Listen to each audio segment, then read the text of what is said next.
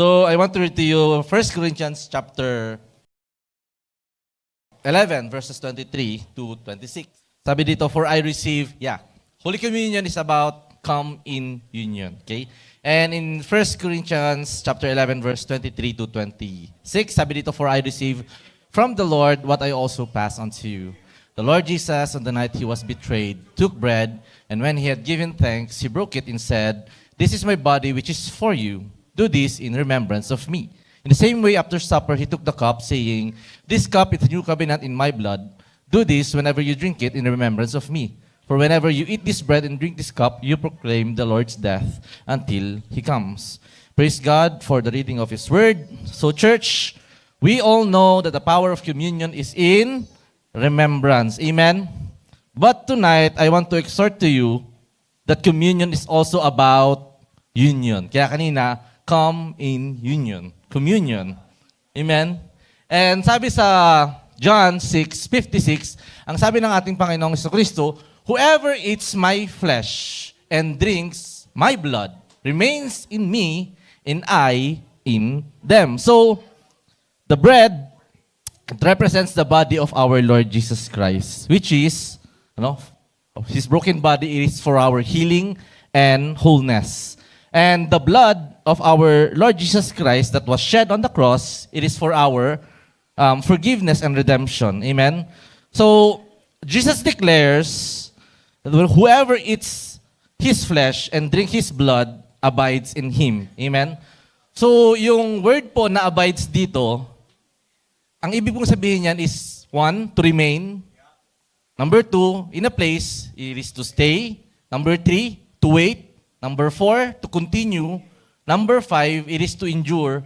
At ito yung pinakagusto ko dito is yung number 6. Of a relationship, it is to exist permanently, inseparably united. Amen? So, church, partaking in Holy Communion, we are to remember and acknowledge our relationship with our Lord Jesus Christ. Amen? Our union with our Lord Jesus Christ. So, this is a Holy Communion. This is not a common union. Kuha niyo ba yung wordplay? Praise God. So, it is not a common union. Katulad ng parang family reunion, di ba? Familiar naman tayo sa family reunion. Yes, you share the bloodline, yung relationship, pero common lang siya. Amen? So it is just a human connection. And sometimes, sadly, even in the church, amen, even attending the church can be a common union. It is, even as we partake, actually, the Holy Communion can be a common union.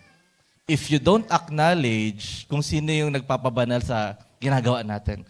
If you don't acknowledge what makes this holy, and that is our Lord Jesus Christ, could be a common union. Amen? Pababasa ako sa inyo. Just to give you an example.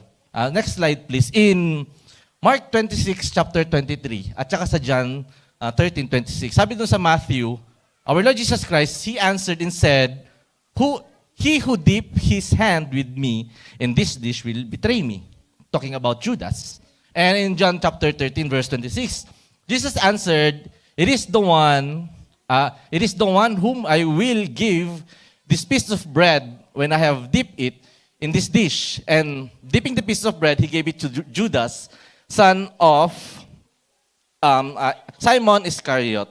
So, kung makikita natin dito, remember church, Jesus ate the same bread.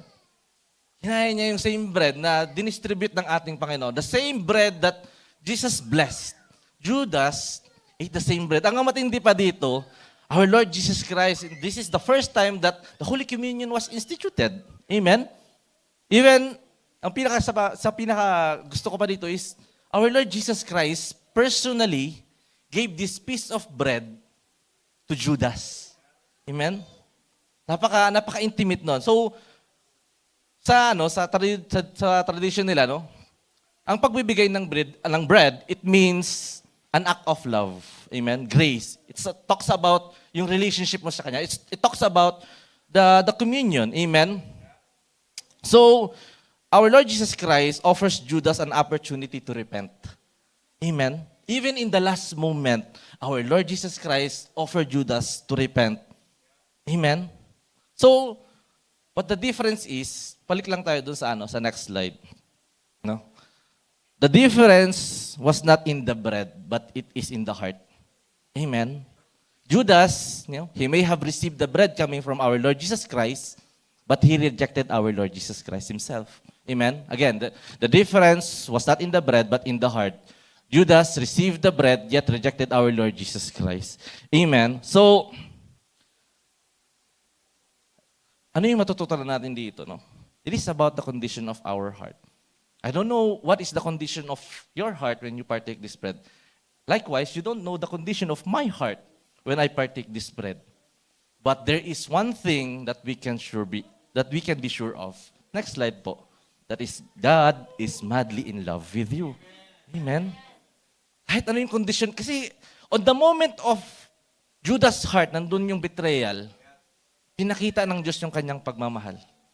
I don't know what kind of condition our heart is right now, but one thing that we can be sure of, mahal na mahal tayo ng ating Panginoon. Amen? And that is what we have to acknowledge when we partake this communion. Amen? So church, we can see the importance of acknowledging our Lord Jesus Christ in communion. We are to remember that we are in a holy union with Him. Ito, just like marriage. Amen? Marriage is a union. And whatever, kung ano man yung meron sa husband, sa wife yun. At whatever, kung meron man dun sa wife, sa husband yun. No? Marriage is not living individual lives in parallel. No. It is sharing one life under God's love. Amen? Kaya sa amin, sa relationship namin, wala akong pera, si Tin, wala ding pera, pero meron kaming pera. See the difference? Wala akong bahay, wala din siyang bahay, pero meron kaming bahay. Amen? Because we have in one eh. Pero pagdating kay Lala, hoy, yung anak mo. Hindi, joke lang. joke lang. Kidding aside. So, see, yun yung yun yung sa marriage. You are one. Amen? In the same way, our union with our Lord Jesus Christ, whatever we have, kinuha yun ng ating Panginoon. Amen? Sabi dito, whatever we have, Jesus took our sin, past, present, and future, our guilt, shame, sickness, pain, yung curse, yung poverty, our old identity, in even our death. Kinuha yun ng ating Panginoon and He nailed it on the cross. Amen? And whatever our Lord Jesus Christ have, next slide po, whatever our Lord Jesus Christ, we have, meron tayo, we have His name that is above every name, His holy and righteous nature, His health, His wholeness, His riches and blessing, His authority, His victory, His love, joy, and peace, His inheritance, and His eternal life. Amen? Praise be to God. So church, whenever we partake this bread and drink this juice that we have, we are abiding in our Lord Jesus Christ, who is the source of life. So next slide po. So communion is a flow of divine life between Christ and us, the believers, remembering our holy union with Him. Amen? So, can we all stand up po? And before we read the following verses, can we all just declare this? Lord Jesus, I abide in you as you abide in me. So in 1 Corinthians chapter 11, verse 23 to 24, sabi po dito, For I receive from the Lord what I also pass unto you. The Lord Jesus, on the night He was betrayed, took bread, and when He had given thanks, He broke it and said, This is my body, which is for you. Do this in remembrance of me. Can we all lift up our bread? And let us pray. Thank you, Father, for the gift of your Son. By the stripe that fell on His back, my body is healed from the crown of my head to the very soles of my feet. Every cell, every organ, every function of my body is healed, restored, and renewed. In Jesus' name, I believe and I receive. Let us all partake the bread.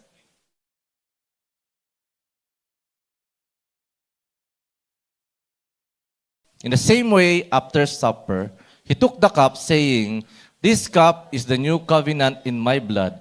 Do this whenever you drink it in remembrance of me. For whenever you eat this bread and drink this cup, you proclaim the Lord's death until he come. Can we lift up our juice and let us pray? Lord Jesus, thank you for your precious blood. Your sin-free, disease-free, poverty-free life is in your blood. And your shed blood has removed every sin from my life.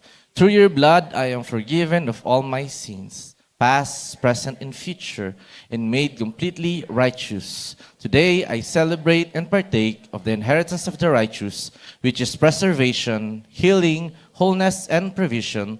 Thank you, Lord Jesus, for loving me. Amen.